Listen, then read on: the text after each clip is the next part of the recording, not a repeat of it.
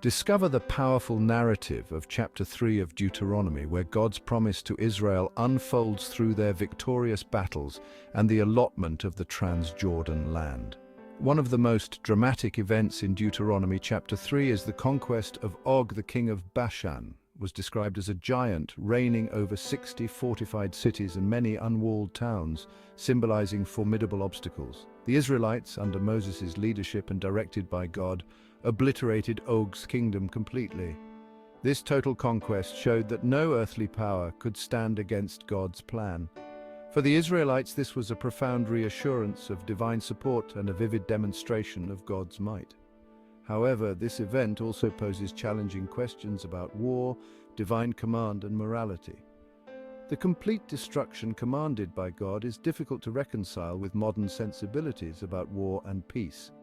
Yet in the context of ancient warfare and divine retribution, such actions were understood differently. This narrative reassured the ancient Israelites of their divine backing and served to warn their enemies.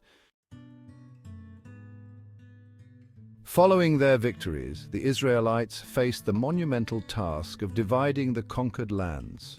Deuteronomy chapter 3 details the allocation of land to the tribes of Reuben, Gad, and the half-tribe of Manasseh. This wasn't merely a logistical undertaking, it was deeply symbolic, representing the tangible fulfillment of God's promises. The land distribution underscored a divine endorsement of the tribal structure and laid the groundwork for the nation's future. The tribes that were allotted this territory were primarily pastoralists, and the land they received was suitable for grazing. This allocation demonstrates a thoughtful consideration of the needs and identities of the different tribes. The tribes receiving the land had to commit to helping their fellow Israelites conquer the remaining parts of Canaan. This reflects a broader principle that receiving a blessing from God often comes with responsibilities toward the community. The allocation of land also serves as an early example of organized governance and systematic planning in the Bible. Moses' role in Deuteronomy chapter 3 is pivotal. As a leader, he exemplifies courage, obedience, and wisdom. His actions and decisions throughout the chapter provide a rich source of leadership lessons applicable in contemporary settings. Moses faced immense challenges, from managing a large and often unruly group of people to dealing with external threats and internal disputes. One significant aspect of Moses' leadership displayed in this chapter is his reliance on divine guidance. He did not make strategic decisions based on his understanding alone, but sought and followed God's direction. This reliance on a higher wisdom is a profound lesson for all leaders. Moreover, Moses' leadership was characterized by his transparency and accountability. He continuously communicated with the Israelites, explaining the actions taken and the reasons behind them. The narrative of Deuteronomy Chapter 3 is steeped in spiritual insights that transcend time and culture.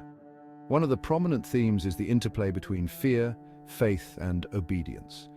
The Israelites faced real fears, formidable enemies like Og, and vast territories unknown to them. Yet the chapter illustrates how faith can transform fear into a stepping stone for obedience.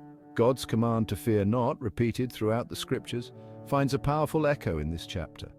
The Israelites are encouraged to not fear the giants or the fortified cities because God is with them.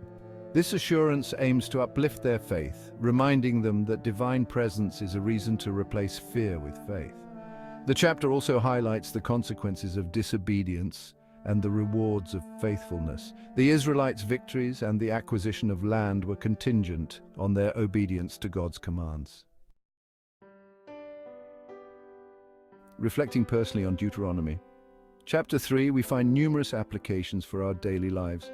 The themes of overcoming fear with faith, adhering to divine guidance, and the importance of community responsibility are vital life principles. The story of the conquest of Og can inspire us to face our own giants with faith and the assurance that we are not alone.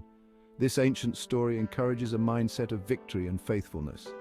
The allocation of land to the tribes teaches us about the importance of fair distribution and thoughtful consideration of community needs.